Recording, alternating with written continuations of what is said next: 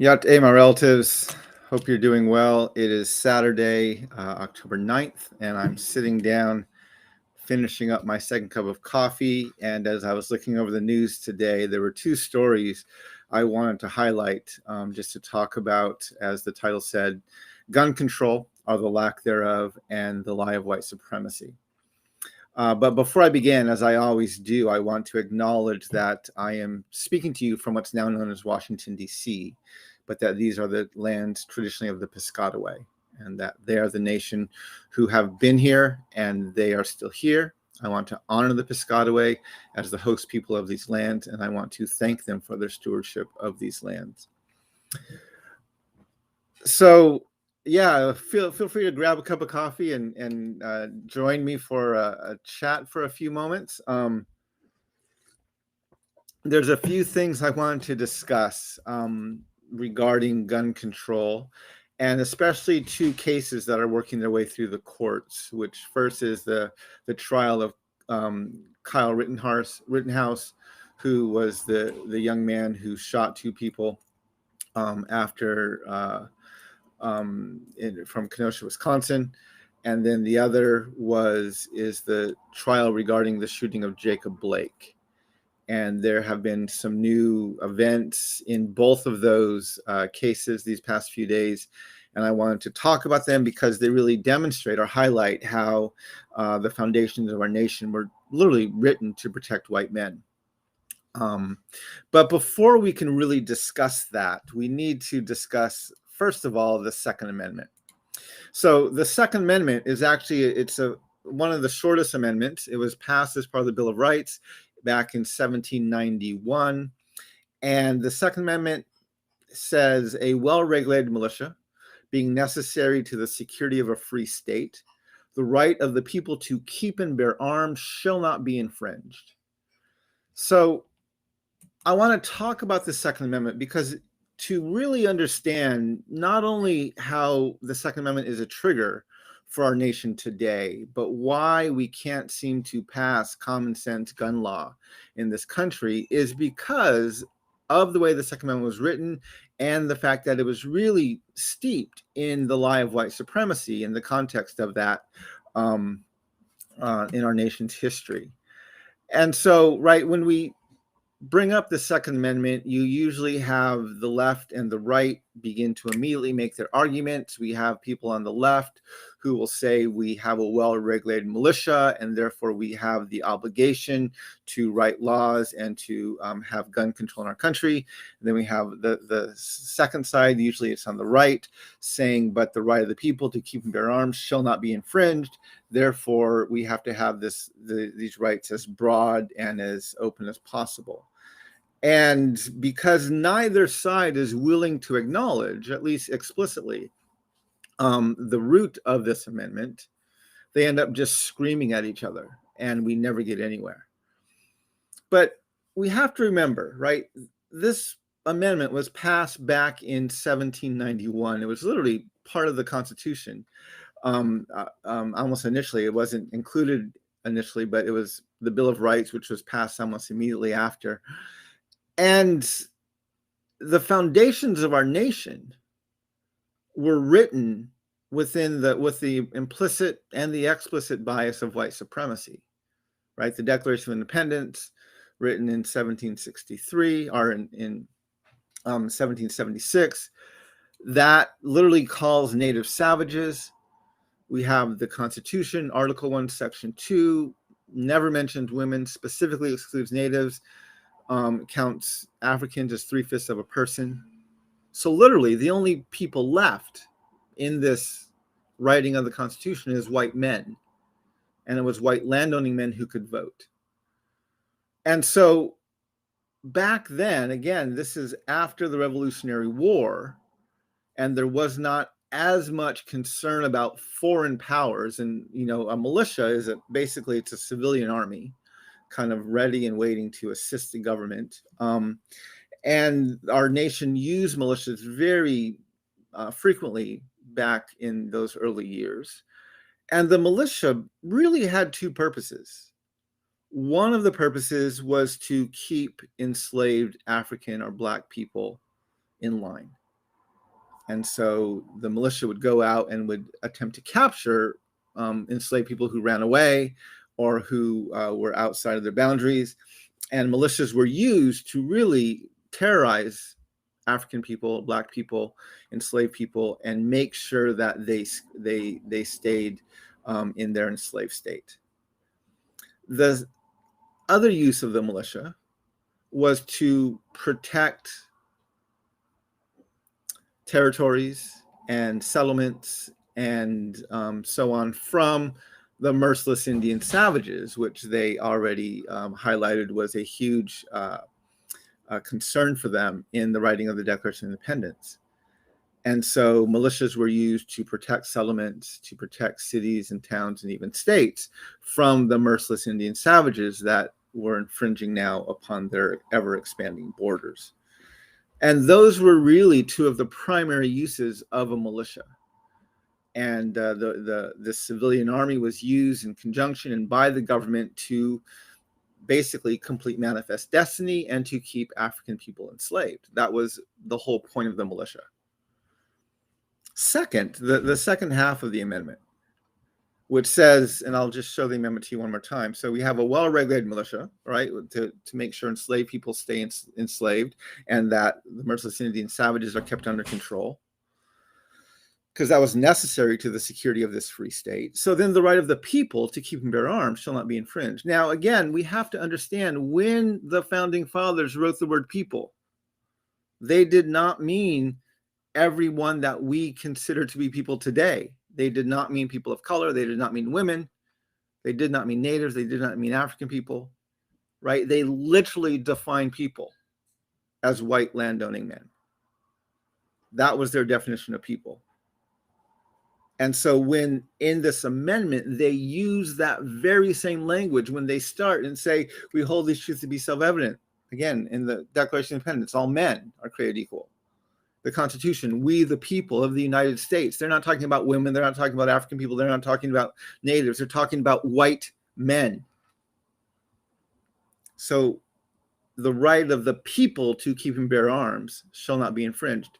The Second Amendment was never intended to give people of color the right to keep and bear arms. That was not the purpose of the amendment. And we see that very clearly, even in the 1960s, right, when the Black Panthers came up during in the Bay Area, and they began to police the police and to protect people of color who were being arrested or who were being surveillanced by the police, and they would stand there fully armed, reminding them of their rights. And they were there policing the police. And during this period, one time the Black Panthers, in a protest, marched through the California state capitol fully armed, which was legal to do back then. And they were arrested, but they could not be held because they weren't breaking a law. There was no law stating they could not do that. However, within a few months, California passed bipartisan gun control with the support of the NRA.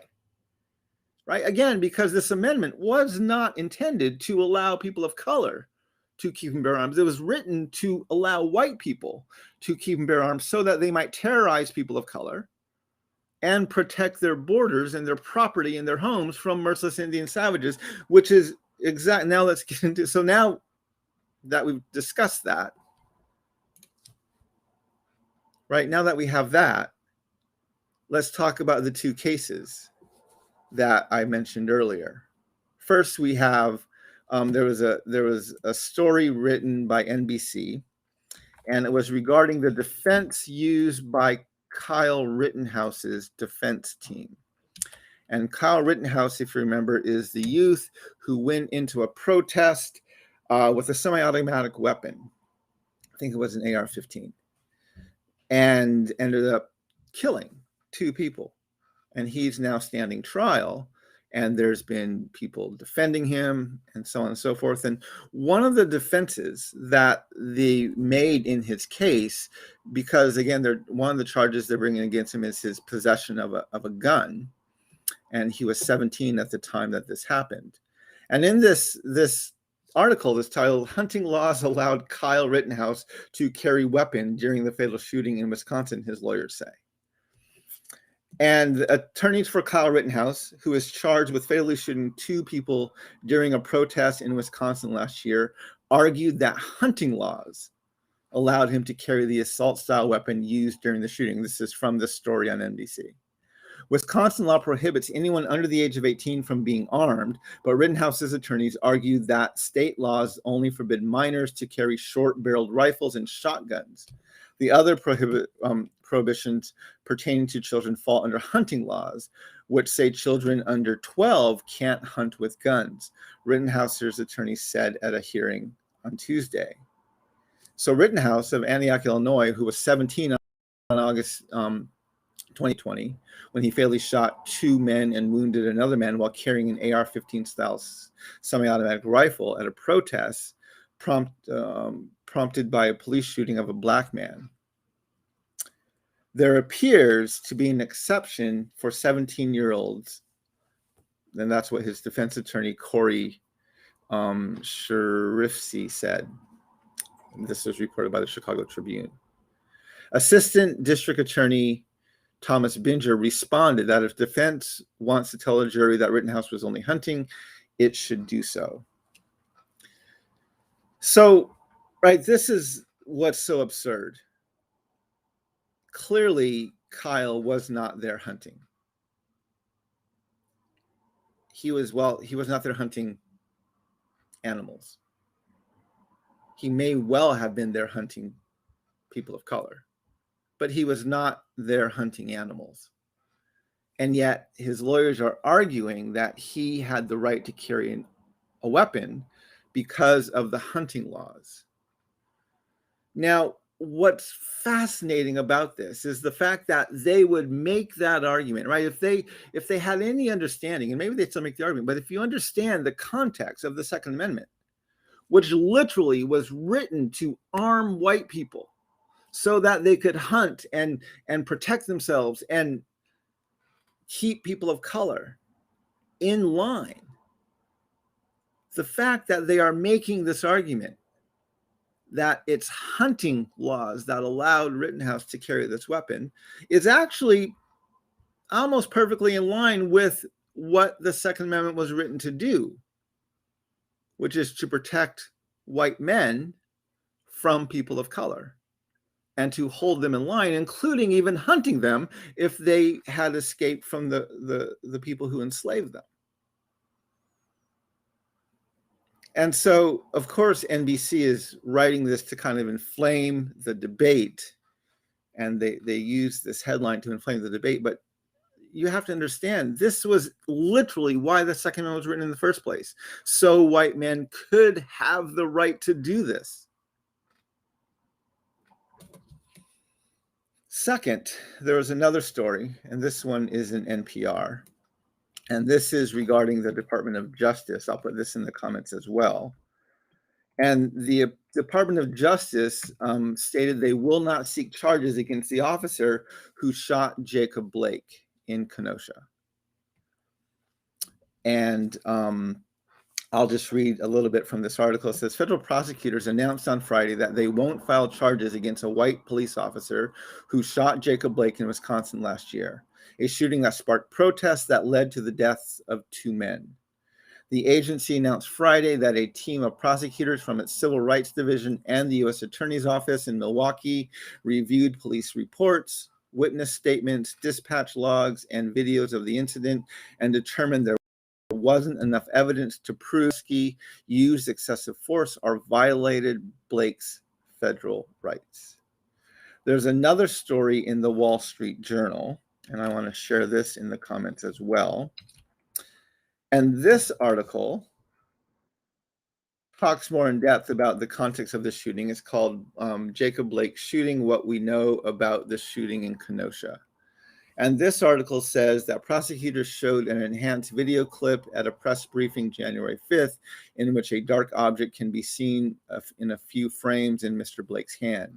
They said the sharp matches that of the razor blade type knife found on the floorboards of the car. They also said Mr. Blake admitted to having the knife in his possession and switching it from his left hand to his right hand so he could open the door of his car.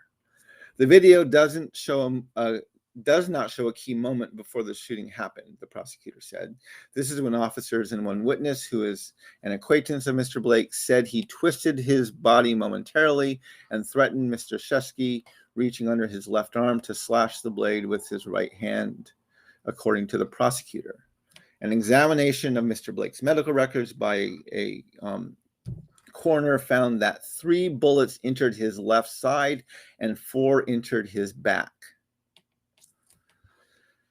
Again, Jacob Blake was shot in the back by a police officer in Kenosha, Wisconsin, and the Department of Justice determined that there was not enough evidence to show that excessive force was used. Now, again, if this was just a single case and there was a long line of history regarding these racial shootings where white police officers were held accountable for excessive force or the shooting of people of color, then this might be okay. The problem is the history is the exact opposite, right?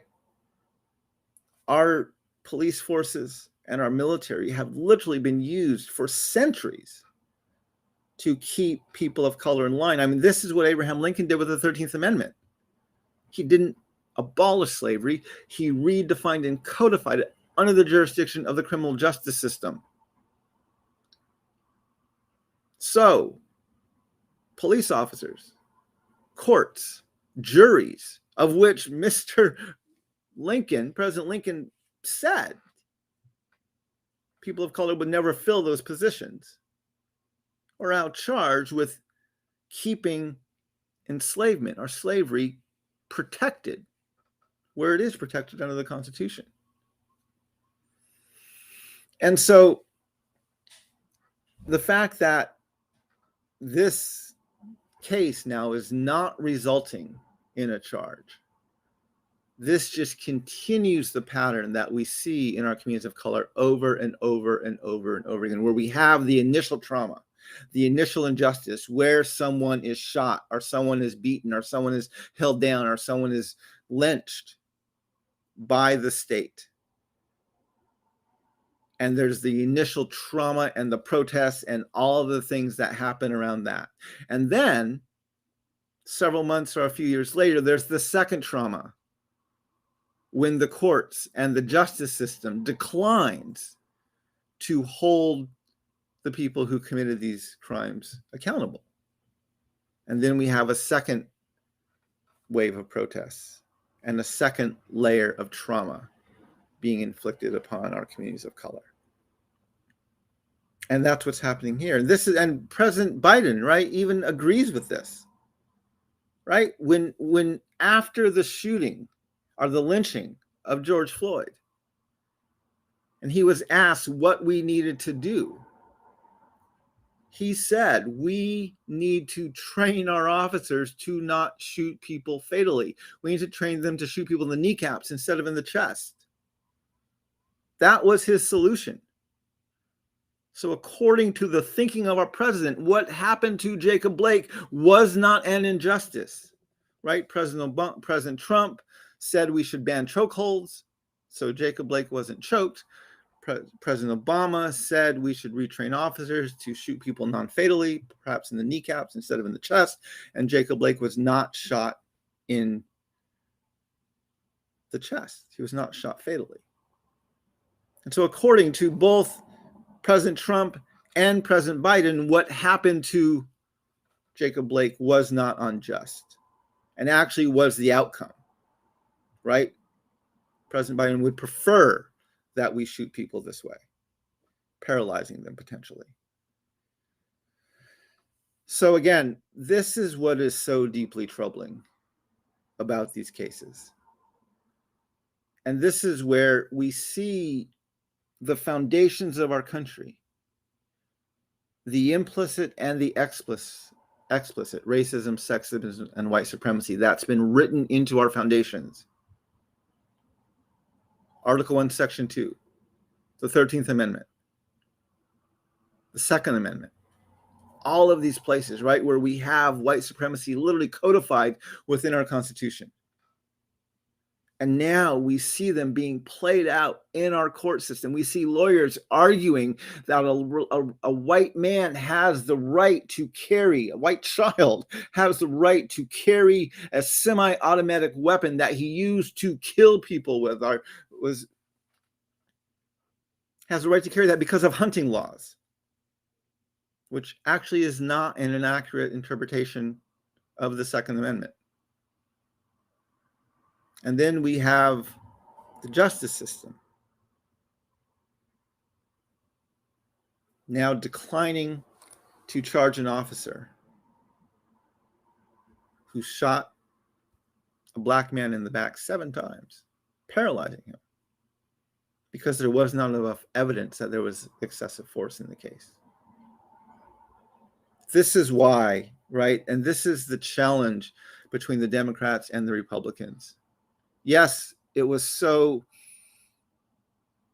offensive to hear the explicit racism, sexism, white supremacy coming out of Donald Trump's lips, coming out of the Republican Party. It is absolutely abhorrent and offensive, and it needs to end. But the problem is when we have Democrats like President Biden, who would prefer to merely misquote our founding documents and to say we stand for these things without actually changing them at the foundational level.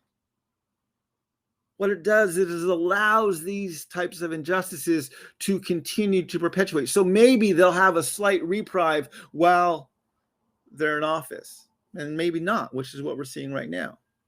But there's no way to hold them accountable or to make them permanent. Because again, the foundations are racist and sexist and white supremacist. This is what we need to work on, my relatives. And this is why we need to continue to press our leaders to address these things at a foundational level and not just misquote our founding documents and hope that, well, we believe this and so it's true, right? Both Joe Biden and President Obama said that. President Obama said, well, we all now know that we the people means all the people. That's not true. Joe Biden likes to misquote the Declaration of Independence. We hold these truths to be self-evident that all men and women are created equal. He said that numerous times. It doesn't say that, Mr. President. If we want to really enact systemic change, we have to address it at the foundations. Nowhere else is going to fix it. Anyway, these are some of my thoughts that I wanted to share with you as we go into this weekend. I'm excited that Monday is going to be Indigenous Peoples Day, and I look forward to some of the conversations we're going to have around that. I'm going to share the link in here to my book. Again, I'm promoting this book pretty heavily this weekend, just because of the fact that we also will be celebrating as a nation Columbus Day on Monday, and you cannot discover lands that are already inhabited. There's no other way to say it. You can't do it unless you're white supremacist and you hold the bias that the people of color, the native peoples who are living here, weren't human. It's the only way you can claim that these lands were discovered by Christopher Columbus. So we have to address that. And so I'm promoting my book pretty heavily this week because I want our nation to understand how deeply broken. Actually, they're not broken. They're working the way they were intended to work. How deeply racist and sexist and white supremacist our foundations are. And why, if we want to see systemic, lasting, and permanent change, we have to address it there. Anyway, thank you for joining me for my second cup of coffee. I'm really trying to play with the format of how I do these, and one of the things I'm pondering is I think I'm gonna try for the next week or so to do them much more consistently. They may not be as long all the time, but I'm gonna try and do them maybe even almost every day if I can. Just to talk and get into the pattern of sitting down and having some conversation. I'd like to try and do them a little bit earlier. For those of you who have been following me and notice I haven't done a sunrise in a long time, there's a few reasons for that. One of the reasons is the sun is now rising at almost 7:15, 7:10 or 7:15, and I have to take my daughters to school at 7:45, at 7:30. And I don't have enough time to get from the Potomac River back home after the sun rises. And so I'm not able to go in the mornings during the week right now. But then also, I didn't even go this morning. I won't be able to go tomorrow morning because it's been great weather, but overcast pretty much for the whole last week. And so even on the weekends, even I have time to go down to watch the sunrise, but it's still pretty cloudy here in the mornings. It's very cloudy in the morning, and it's scheduled to remain that way for almost another week. I think through next weekend, we're supposed to have overcast skies almost every day. And so unfortunately, I have not seen a sunrise in about a week, and it looks like I won't be able to see one for at least another 5 to 7 days. But when I do get out there, I will definitely let you know, and I'll live stream it like I always do. But I can feel already the yearning I have to sit and watch the sun come up and be reminded of the beauty that we are surrounded by. But anyway, I hope all of you have a great day. I hope that you are able to enjoy time off if you're off of work today, or rest for the new week ahead. I also encourage you to look at what's going on in your local areas regarding Indigenous Peoples Day. And I want to make sure that our nation is very attentive to honoring the Indigenous hosts of these lands as we think about our history and think about what we need to do to move forward. So I can't help my relatives. Have a great day. Walk in beauty, and may we learn how to walk in beauty together. Hakone.